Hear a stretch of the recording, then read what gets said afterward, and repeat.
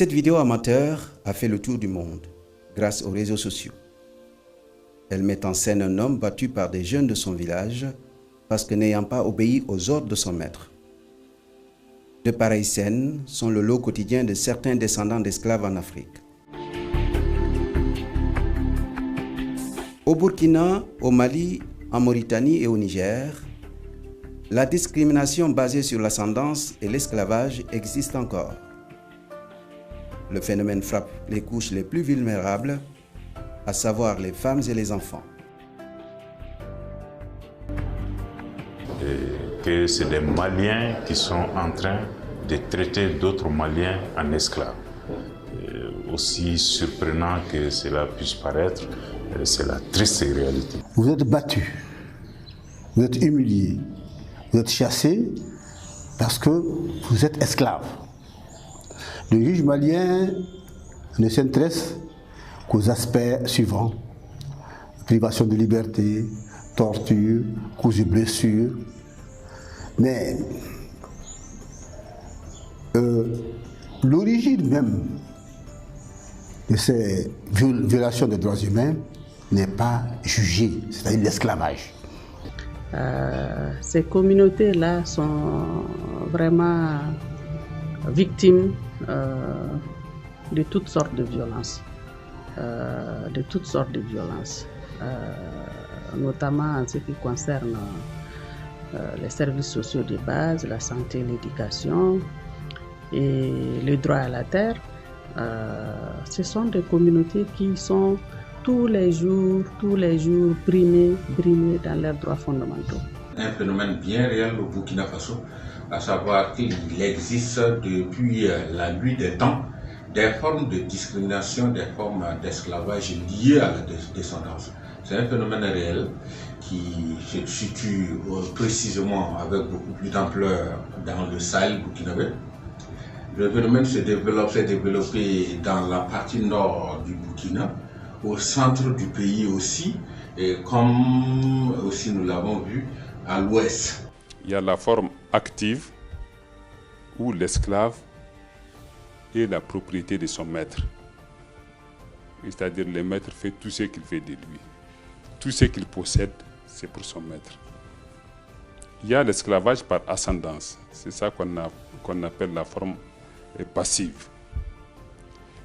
Tu es esclave, mais tu peux ne même pas savoir. Il va falloir faire des cérémonies, organiser des cérémonies de mariage ou des élections pour te rappeler ton origine servile. Pour la société civile, en tout cas la société civile responsable, je pense à SOS Esclaves, je pense à FCF, je pense à MDH, je pense au FONAD, à la Fondation Sahel. On parle d'IRA, on parle de l'existence de la pratique même, la pratique de l'esclavage. Cette maltraitance d'une partie de la population par l'autre partie est multiforme. Les victimes de cette pratique inhumaine font partie des couches les plus pauvres de la population dans ces 4 pays. Une situation très difficile, accentuée par la pandémie de la Covid-19.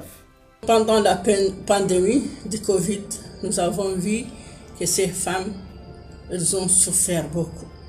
Parce que c'est des femmes qui travaillent dans le secteur informel. Rares sont ceux qui sont formés ou cultivés et qui peuvent travailler ou se baser sur leurs connaissances ou sur leurs efforts personnels. C'est soit des vendeurs de couscous, des vendeurs de légumes, des vendeurs de poissons ou de beignets le soir. Et c'est des femmes qui ont été très impactées par le Covid. La Covid, quand elle est arrivée, maintenant, avec la fermeture des frontières, avec l'isolement de certaines zones, on fait en sorte que les denrées que les gens payent sont devenues trop chères. Trop chères, et du coup, ça a augmenté les degrés de vulnérabilité. Parce qu'avant, une tasse de 1000 que tu peux payer à 700 francs, maintenant c'est jusqu'à 1500, 1600. Et tout ça, c'est l'impact de Covid-19. C'est des femmes qui vivent du petit commerce, c'est des femmes qui vivent voilà, des petites activités génératrices de revenus. Elles vont de village en village. Et vu la fermeture des frontières et également les mesures de couvre-feu établies par nos États, par nos gouvernements, bon, on peut aisément imaginer l'impact de toutes ces mesures-là sur ces familles qui sont déjà vulnérables. Dans le but de soutenir les victimes de l'esclavage et de la maltraitance basée sur l'ascendance, plusieurs initiatives sont prises par les acteurs de la société civile et des ONG dans ces différents pays. Les résultats sont mitigés. Si dans certains pays on note une bonne exécution des programmes mis en place par ces défenseurs des droits humains, dans d'autres, beaucoup reste à faire. J'ai introduit des procédures. Depuis janvier, j'ai déposé des plaintes au niveau de la justice de Djema contre des personnes nommément désignées pour des faits d'agression, violence sur certaines personnes entre guillemets appelées esclaves. Jusqu'à la date d'aujourd'hui, je vous dis, le PV n'est pas encore fait. Il n'y a pas de projet, de véritable projet qui vise le renforcement ou l'amélioration, l'émancipation de cette composante sociale qui est les esclaves et les anciens esclaves. Nous avons développé des activités autour de l'axe, d'abord sur l'assistance juridique des victimes. Donc cet axe-là nous a permis à créer ce qu'on appelle les CPEC, les centres permanents d'éducation civique, au niveau des régions. Donc ces centres sont animés par les parajuristes. Les parajuristes qui sensibilisent les communautés, qui vont sur le terrain sensibiliser ces communautés victimes de l'esclavage, ils les sensibilisent sur leurs droits et devoirs dans un contexte démocratique. Parce que pour eux, les victimes, tu sais, ils pensent qu'ils n'ont aucun droit que d'obéir à leur maître. Un autre axe, c'est concernant l'éducation. Vous savez, on a compris que l'éducation, l'école, en tout cas, c'est la meilleure arme pour combattre l'esclavage. Et c'est en ce sens, nous, avec toujours l'appui des partenaires anti-slavery international, on a essayé de développer un modèle qui s'appelle modèle école communautaire. C'est-à-dire ce modèle-là nous permet de créer des écoles là où elles n'existent pas, pour faciliter l'accès à l'éducation aux enfants de ces victimes-là. Cette lutte acharnée et désintéressée de ces mécènes pour l'éradication des pratiques dans leurs pays respectifs a trouvé un écho favorable auprès de leurs homologues de la sous-région. Des appuis fréquents et soutenus leur ont été apportés par plusieurs organisations telles que Trust Africa et ses nombreux partenaires. La démarche est à plusieurs niveaux. Les groupes concernés doivent être sensibilisés pour qu'elles s'organisent, pour qu'elles s'émancipent eux-mêmes déjà et qu'elles soient une partie prenante de cette lutte. On ne peut pas libérer les gens en leur absence. La deuxième chose, c'est qu'il faudrait intervenir en prenant des mesures juridiques et pour que les gens soient sanctionnés quand ils pratiquent certaines attitudes discriminatoires. Il y a beaucoup d'organisations qui se battent pour des changements et ces batailles se passent à plusieurs niveaux. Il y a un niveau basique qui est le niveau de la loi.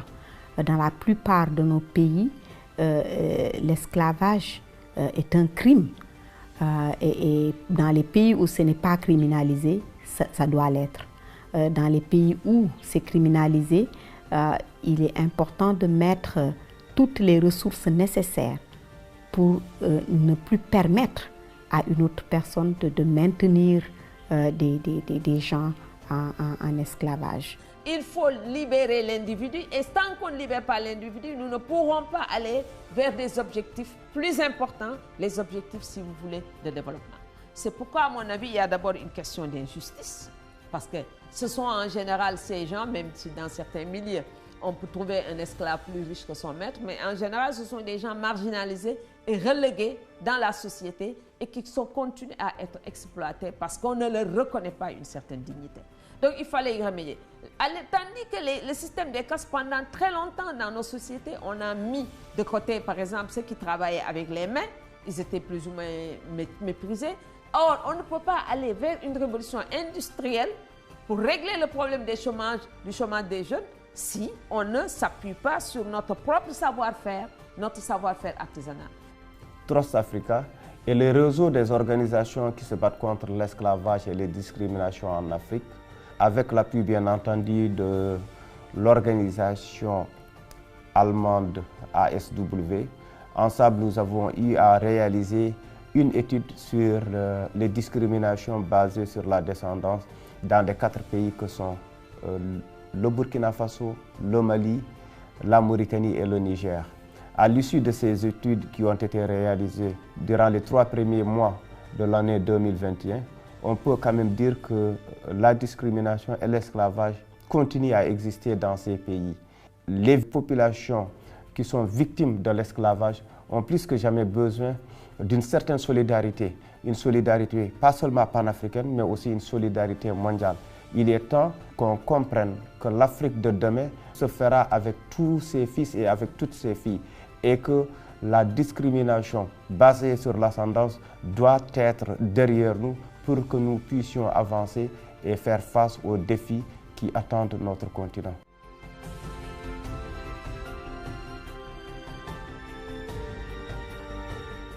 Aujourd'hui, une chose est claire, la lutte contre l'esclavage et la discrimination qui frappe plus les enfants et les femmes en ces temps de pandémie nécessite que l'on fédère davantage les approches, les forces et les moyens dans les actions à mener sur le terrain, au sein des pays concernés et au-delà, pour consolider le mouvement global